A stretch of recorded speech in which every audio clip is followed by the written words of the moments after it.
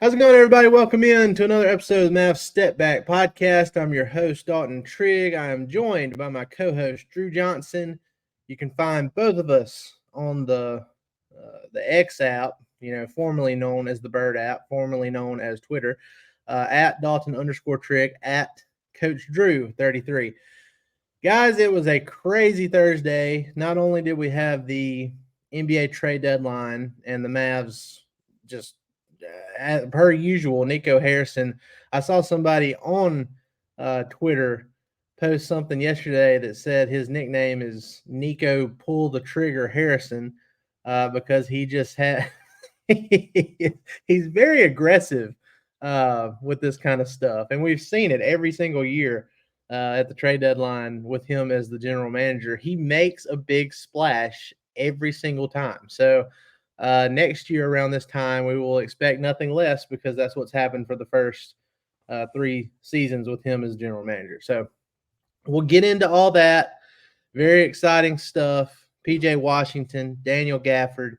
But before we do that, just want to talk about that Mavs Knicks game that happened last night. It's like, yeah, believe it or not, there was actually a a basketball game to be played on Thursday night after all the drama of the trade deadline. But the Mavs, they played the New York Knicks at Madison Square Garden.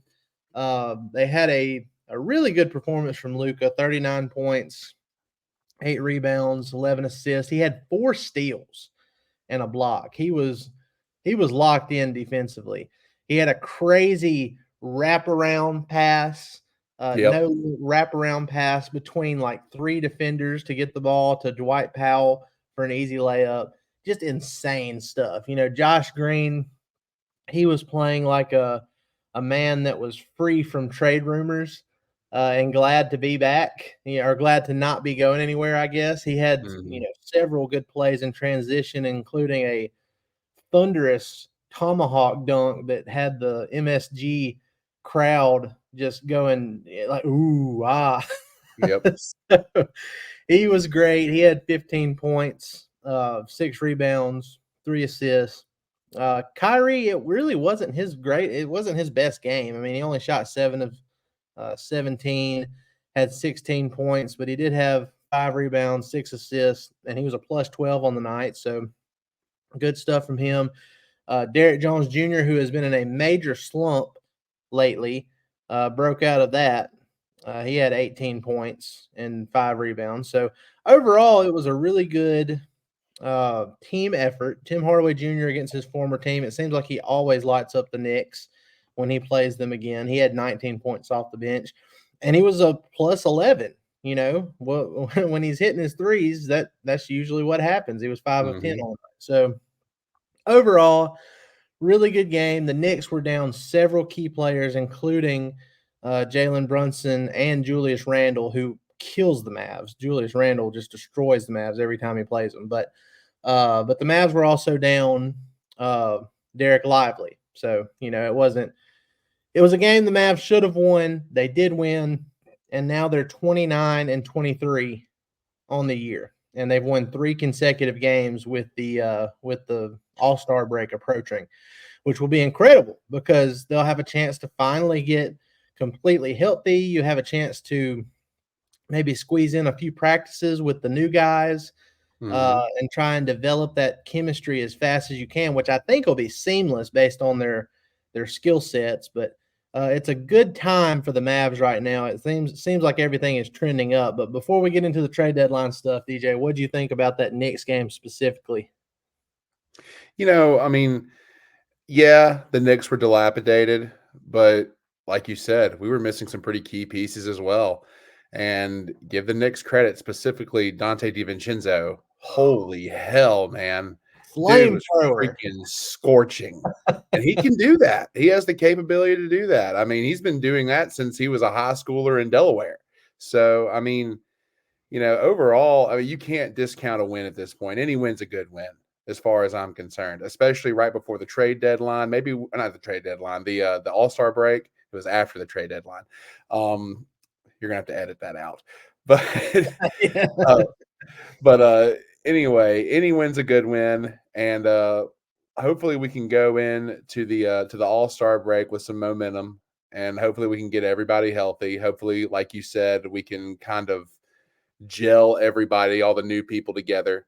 And like you said, I think it's going to be a pretty seamless process just because they're going to fill pieces, or they're going to fill in slots that we need desperately.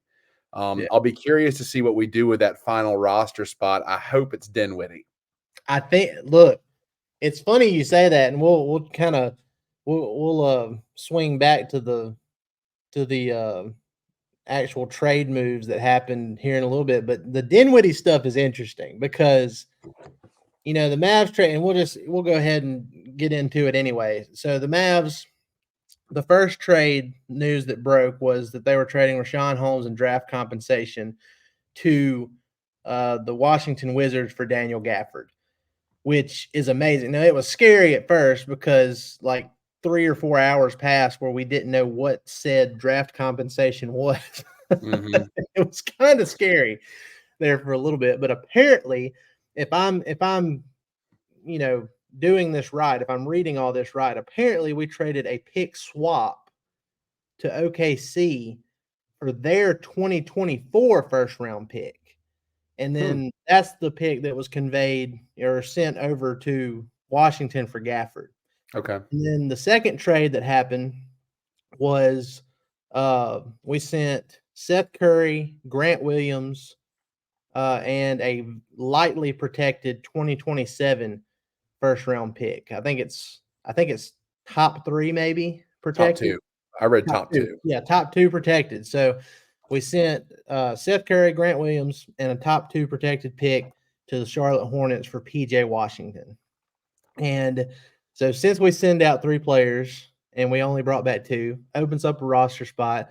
Spencer Dinwiddie got traded from the Brooklyn Nets to the Toronto Raptors. They immediately bought him out because they didn't want, he was about to make almost a $2 million bonus for games played this year.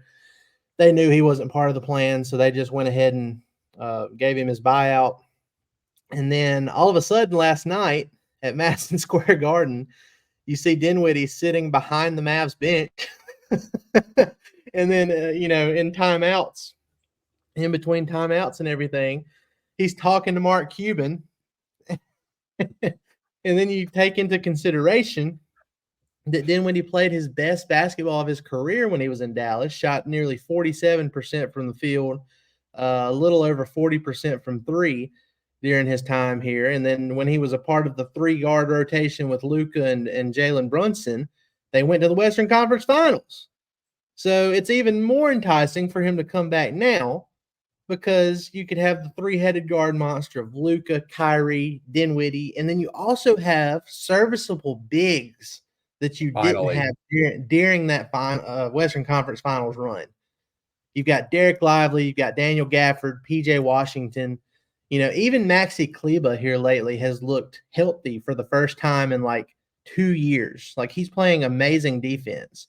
And now his role is going to be suppressed greatly now going forward. But, he's still a big body that's shown that he still has a little bit of life left, after he got his toe sewn back on. So, yeah. So things are looking up for the Mavs. They almost have a fully complete roster. And, on the last trade deadline, or I did a very quick trade deadline recap pod yesterday.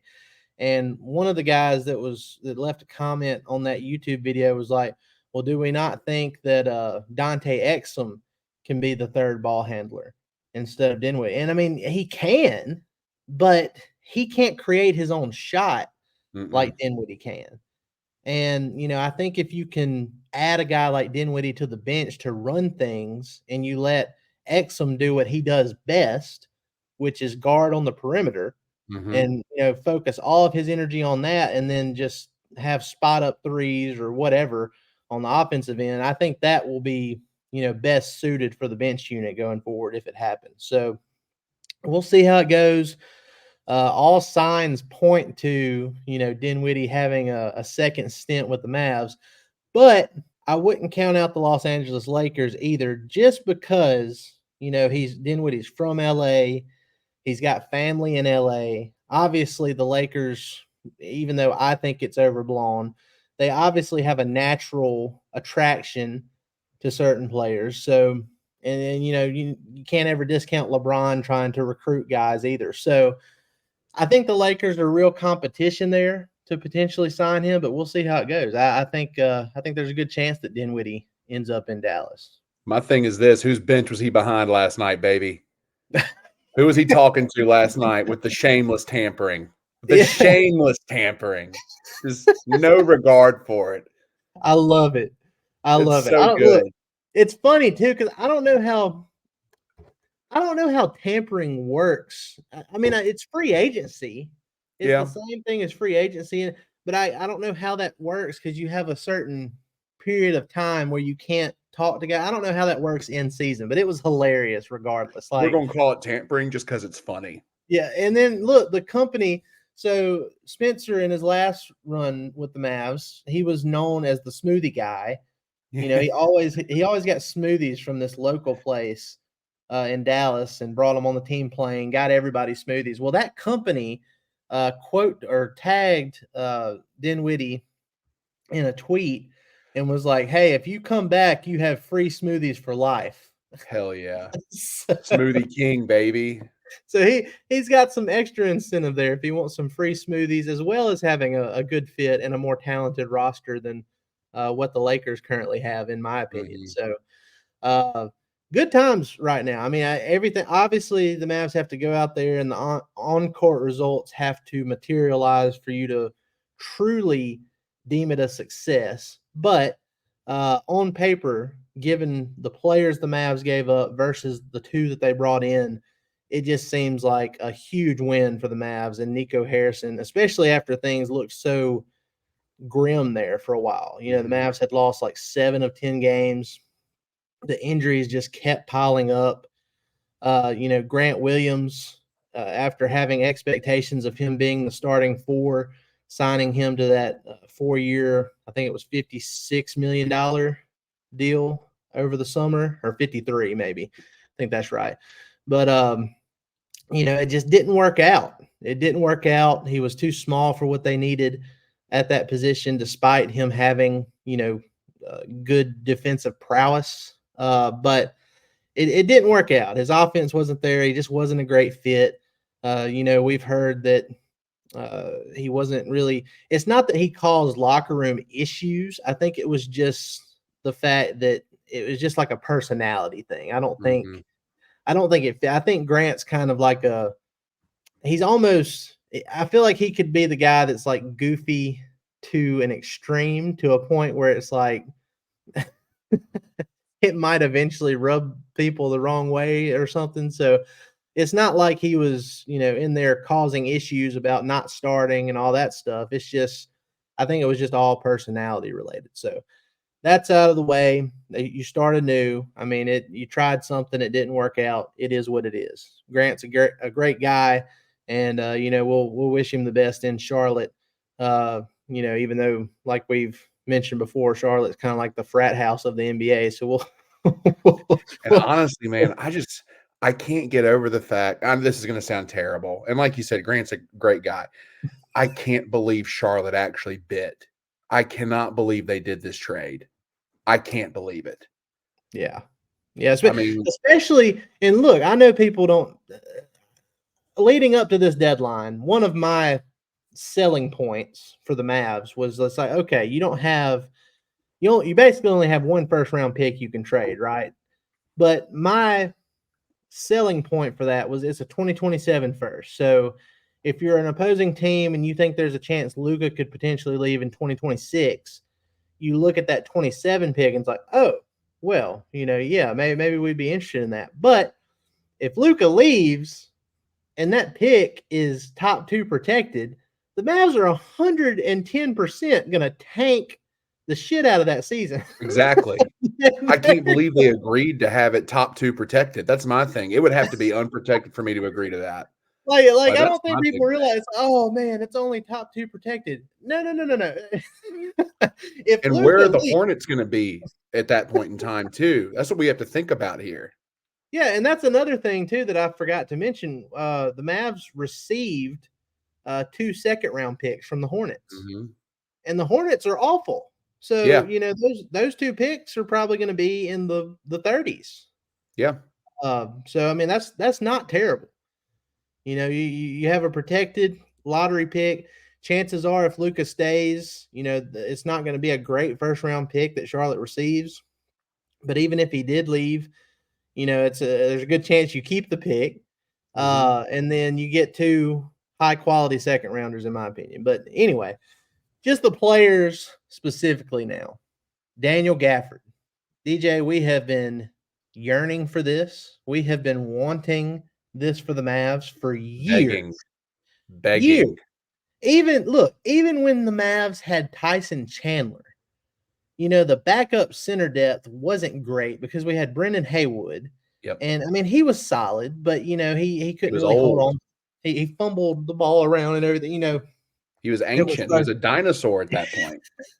it was frustrating at times. I mean, the dude played on the same North Carolina team as Antoine Jameson. Like, the dude was ancient. Jan Mahimi, he was on that team too, had some spot minutes, but it's like even at the Mavs peak when they had Tyson Chandler won the championship, they really didn't have a true affordable, or I don't even know, fortifiable, however you want to call it, center rotation. And they have that now. I mean, you have Derek Lively, who is 19 going on 20. He has been incredible all year from day one, starting for the Mavs. Now, he's had a couple of unfortunate ankle sprains that have kept him out a few games. And then he recently got whacked in the face by Wendell Carter Jr. from Magic, and it broke his nose, and that's kept him out, a couple games here. But he's been great. And now they went out and got a backup center that's not as tall as Lively, but he's just as long. He's just as athletic.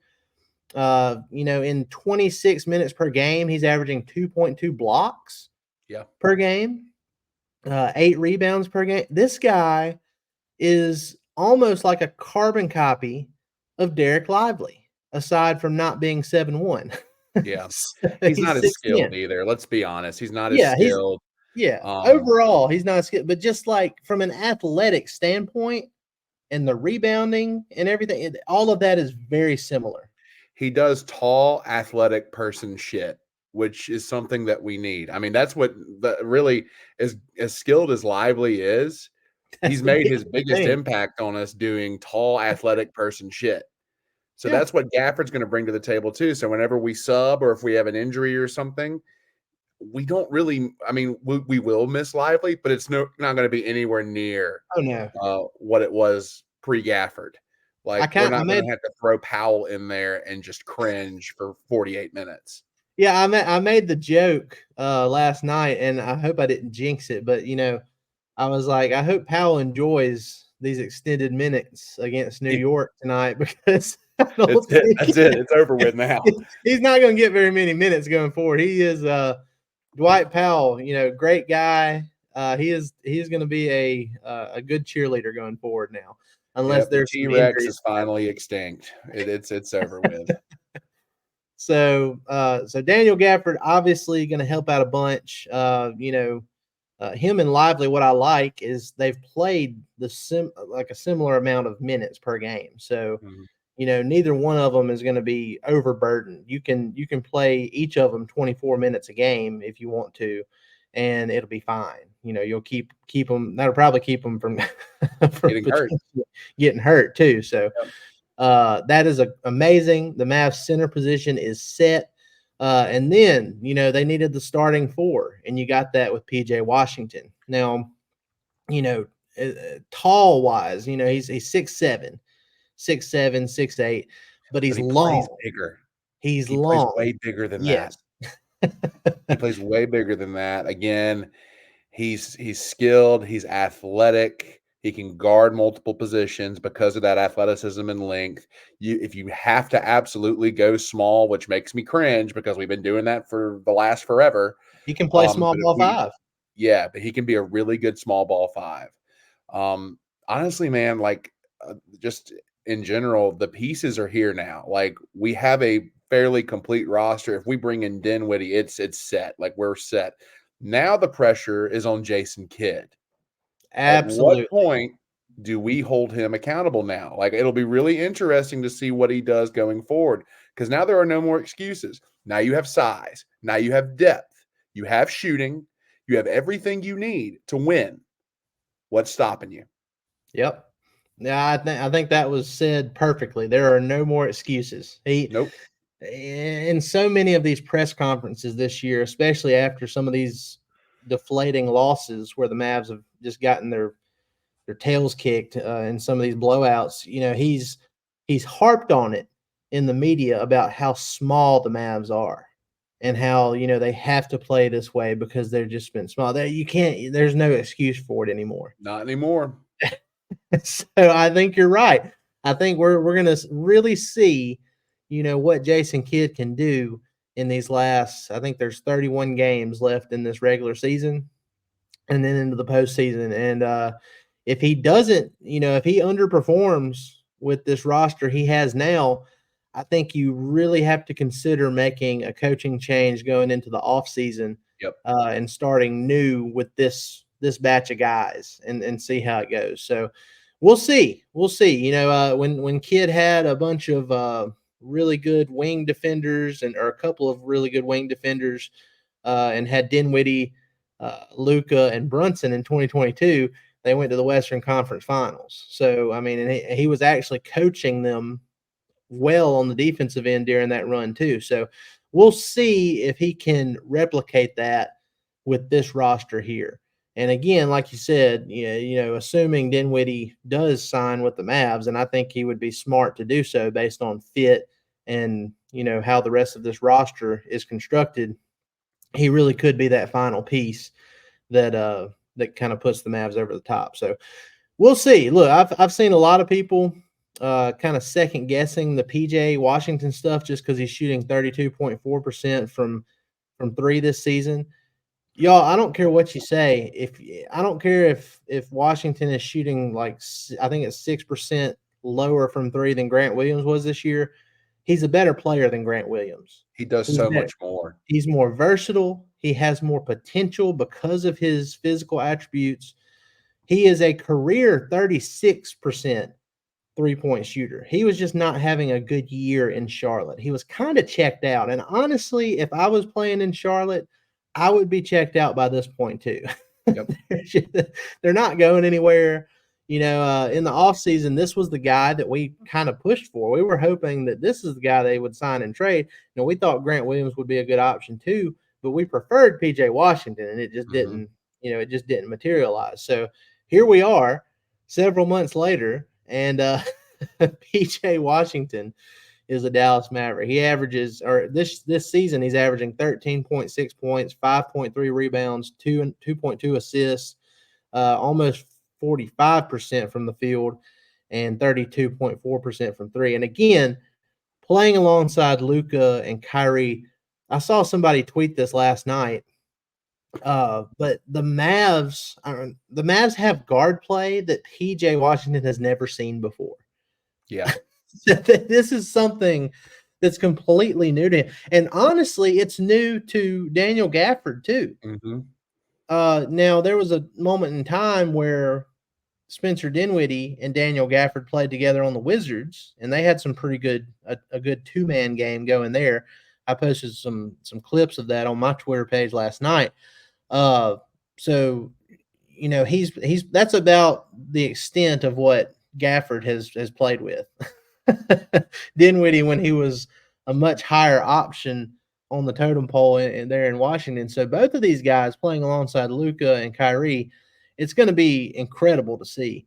And I think it's going to have a ripple effect going down the roster to where other guys play well because of this. But yeah, look, I'm not gonna set it in stone in a prediction, but I don't think PJ Washington's gonna shoot 32% from three in Dallas. It's gonna be he's about to get a percentage spike. Well, it happens with everyone who plays with Luka. I mean, we saw that with Dorian Finney-Smith. We've seen that with other players.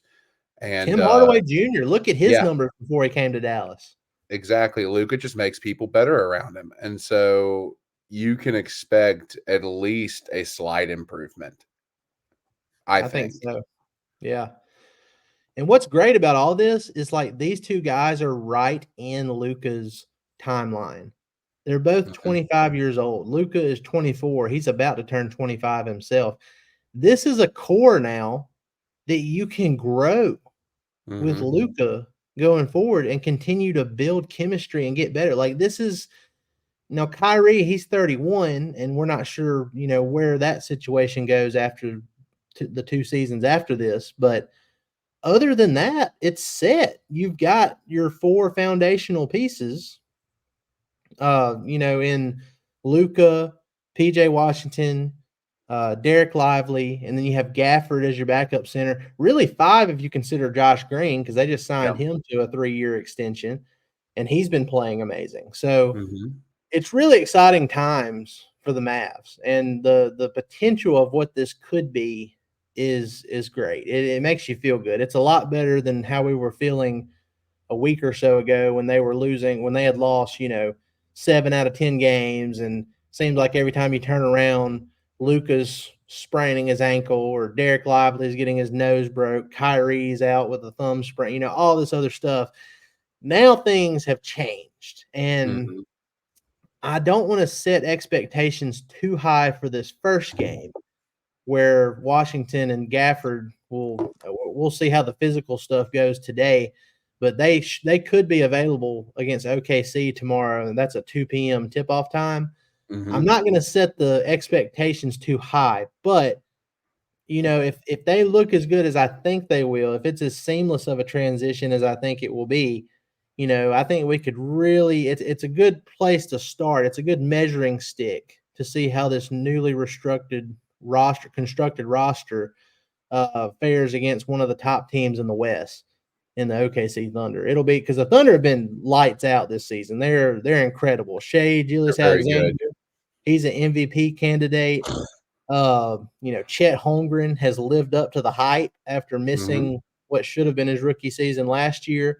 He's been incredible. I mean, that team is stacked with young talent, and it'll be a great measuring stick for the Mavs, who have kind of they haven't closed the gap completely, but they've gotten younger and they've gotten more potential than what they had 24 hours ago. So, DJ, anything else before we take off here? Any other last-second trade takes? It's a good day to be a Maverick, but I'm still anxious to see, and we're taking one thing at a time, but I'm always looking to the future. I'll be anxious to see what moves we make in the summer, honestly, because I think we're set up to make some really spectacular moves this summer. I think so too. You have the pieces to do it. I know people are saying, "Oh, well, the Mavs don't control their draft capital from 2027 to 2030 or something like that." But it's like the reason they don't is because they have a young, talented core with potential, all on long-term contracts right now. You take that over potential draft stuff 10 times out of 10. Now, if you're like the Chicago Bulls and you're stuck in mediocrity, you're on the mediocrity treadmill, then you have more incentive to hold on to all of your future picks if you can, or to trade off all your players for picks. This is not the situation the Mavs are in. So, I'm going to tell you what, if the Chicago Bulls want to trade Kobe White, we need to look at it. He's playing well. Amazing. He's a most improved player candidate, I think. I think he's got it on lock, if you want me to be honest. I have a lot of hot takes when it comes to potential trades and stuff. And before the Mavs got Kyrie, the one guy that I was always thinking, oh, the Mavs should probably get him, is Zach LaVine. I was dead wrong on that. I'm glad that didn't happen, because he's had knee issues. He had season-ending knee surgery, and he's on a huge contract. And now Kobe White looks like the face of the franchise the way he's been playing. Now he's taken some major steps forward. Kudos to him. But also a thing about LaVine is I've read, and you can't believe everything you read, but I've read in some places where he's a locker room cancer, and we can't afford for that. For sure. Yeah. Yeah. So Well, and I look as nice as Kobe White would be. I think if the Bulls are set on trying to trade, I saw where they at first they tried to get like 2 first-round picks for Alex Caruso. So if that's their asking price for Caruso, I'd hate to see what it is for Kobe White right now. it'd be But insanely high. even more shocking than the 2 first-round picks, I saw a report where they tried to get Golden State to trade them Jonathan Kuminga for Alex Caruso. I was like, what? At this stage, Kuminga is untouchable. No one is going Oh, to be able to pry him away. he's No way. another guy that's really taken out. The young talent around this league is unreal right now. Oh yeah. Lucas said that he went on JJ Redick's podcast, The Old Man in Three, Yeah. yesterday, and I think he was talking about it too. He was just like, people don't understand just like the insane level of especially offensive talent that's in the league right now. It's unreal. People are saying, "Oh, well, nobody plays defense." They're trying to, Yeah. but the Well, offensive talent level is so great. It's just like, what can you do? I saw this clip from one of JJ Redick's podcasts, and he said, people are bitching about, defensive efficiency or whatever, but here's the issue. You've got, I forget what the percentage rise in threes taken per game is, but it's insane. And the reason that it's insane is because your percentage of drives have actually gone up as well. And so you're Yeah, getting a lot more inside out action. It's not just people swinging it around the horn, jacking threes. That's not what we're doing here. It's actually pretty decent offensive basketball. Okay. yeah, Now, the way that the game is called now is a little bit different from an officiating standpoint. And I do agree that will impact it slightly, but the skill level is absolutely insane right now. I yeah. mean, you got 7-footers out here that can dribble like guards. We've never seen anything like that before. Well, I guess we have once, but then he got hurt in Ralph Sampson, and he wasn't even at that level. Yeah. So, And it's gonna the get skill even level is crazier. just, it's out of this world right now. And the scary thing is it's only going to get crazier. Yeah, that's what I was saying, because I mean, I can't believe how good Wembanyama has already looked in year one. And Oh I my just God. think like I just get to thinking like, okay, well, when he gets in the weight room like Giannis did for He's a couple of unstoppable. years, I He don't is know what going, anybody's gonna do with him. if he stays healthy, I'm pretty sure I said this before the draft. If he stays healthy and he puts on weight, he is going to change the game of basketball as we know it. Well, I hope the Mavs have enough talent and make enough of a push to win a championship or two before he gets to his peak, because that's gonna be a bear to have Yeah. in division. Yeah. And I mean, they may as well. I hope it also depends on how long Pop can last as well. Because if you're able to keep Pop and you're able to get Wembanyama to his prime, it's going to be hell. It's Yeah, going to be absolute hell. maybe the Spurs GM can like make a few missteps when putting people around Wembanyama on that roster, and maybe maybe it can delay his true dominance for at least a few more years, and we'll see. Well, I'm going to be honest with you. His teammates already do that. He's got some really selfish teammates, dude. I Yeah. mean, you got Wembanyama who's over here like, I'm 7'4" and I can do everything. And then everybody else is like, holy shit, I'm on TV. So I mean, The biggest example of that, and I know we're going down a rabbit hole here, but I saw there was a game a few nights ago where I forgot who they were playing, but they had a chance to win. They were only down by 1, and they had the ball at the end, and I think it was is it Devin Vassell? yeah, Vassell, am I saying that right? I think so. Yeah.